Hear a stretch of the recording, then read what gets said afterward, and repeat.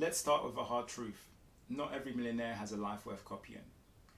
And there's this narrative going around as well today where if you have money, that means you are successful, and not just that, you're going to be happy.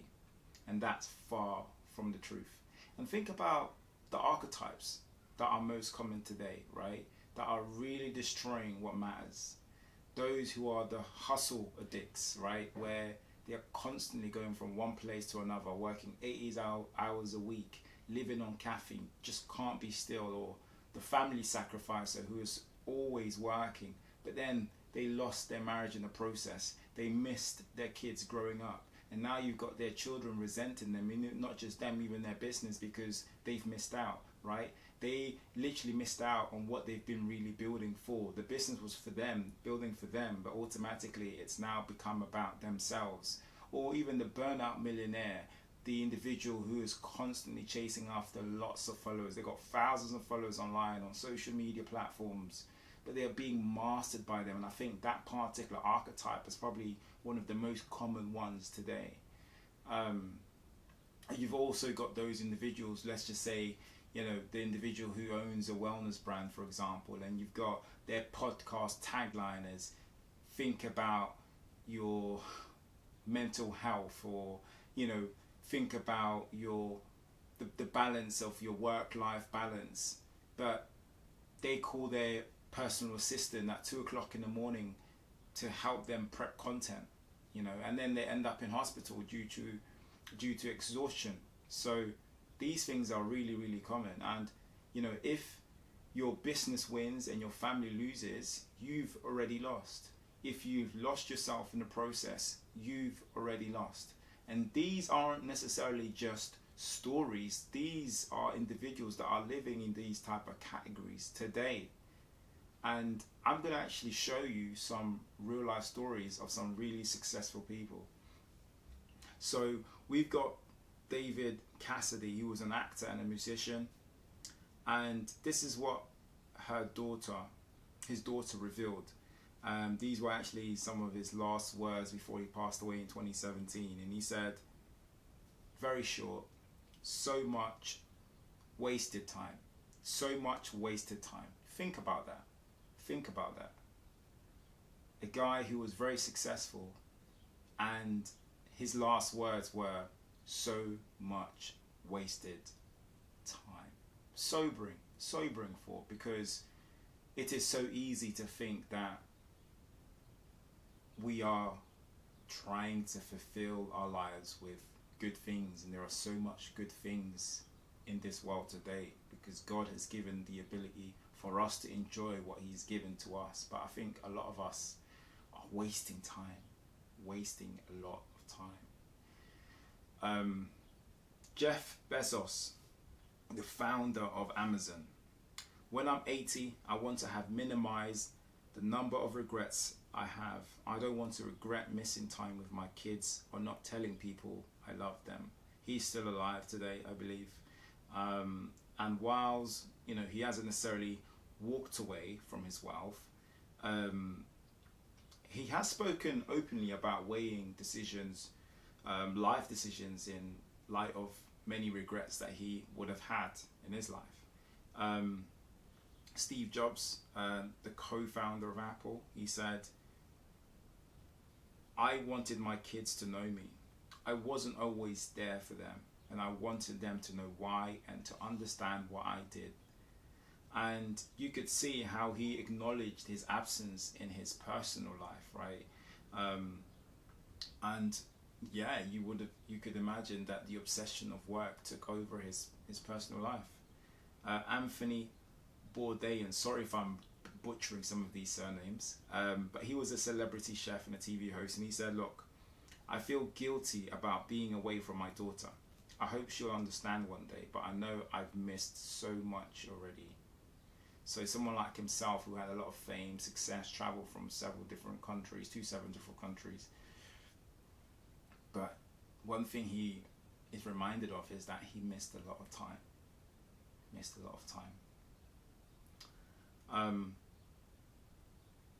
But yeah, you don't necessarily hear a lot of these things on highlight reels. These are the things that you could say get whispered when the lights turn off, you know. And it's sobering for someone like myself, even, who have 3 boys, and time literally goes so quick. And I think of these men who are successful and has lost a lot.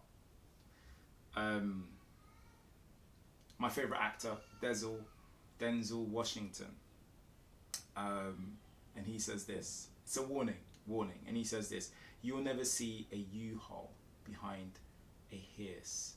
Money doesn't matter. It's not what you have, it's what you do with what you have." Are you going to be a steward, a good steward of what you got? What you have right now, whether that be a lot of, you know, wealth, rich, what are you going to do with what you got right now at the moment? And that's a question that you have to answer. And this is such a valid point that Denzel makes, because you're not going to take anything when you die. Nothing will go with you. But I'm going to zoom out a bit and want to see, what does God say about money? What does he say about it? In Ecclesiastes chapter 5 verse 15, it's a book in the Old Testament, great book, written by Solomon himself, and he says, "Everyone comes naked from their mother's womb, and as everyone comes, so they depart. They take nothing from their toil that they can carry in their hands." So simple, so simple. And literally it means you came with nothing and you will leave with nothing. Full stop. That's it. Literally, you're not going to take anything with you. It doesn't matter how rich you were, how successful you were, not even a penny goes with you, right? Even if you had a child in your own life who was a biological child, right, or even an adopted child, and you had him written in your will and he was a foolish child, guess what? That's going to be passed on to him, whether you've written that in your will. And if he decides to spend money on drugs or whatever he wants to spend it on, he's going to do that. And my point is, that money is no longer yours. It's left behind. You don't take anything with you. It doesn't matter. It does not matter who you are. You are not going to take anything with you. And that is the unfortunate part. So why spend so much time trying to build this empire on this earth when not even a penny will be taken with you? And I think, look, don't get me wrong, I think building wealth is great. Like in Deuteronomy in the Old Testament, God says it is himself that gives you the power to build wealth. It is God that gives you the power to build wealth. So as long as we know who and where the foundation begins, it begins with God himself, then we can understand what we should be doing with our money, right? And doing the best that we can to glorify him with the money that we've got, to be a good steward with the finances that's been given by God himself, because all and everything is being given by God on loan to us. Every good gift is from him, not from ourselves. God gives good gifts, right? Psalm 49 verse 16 to 17 says, "Do not be overawed when others grow rich, for they will take nothing with them when they die. Their splendor will not descend with them." Another verse that talks about the exact same thing again. Who's Elon Musk? Everybody knows who Elon Musk is, but he said this, look, he said, sobering, he said, "I don't have time to be with my kids. I'm working 100 hours a week. It's admirable to build, but at what cost?" At what cost? What gain is it to gain the whole world and lose your soul? One of the most famous passages in the Bible. What gain is that?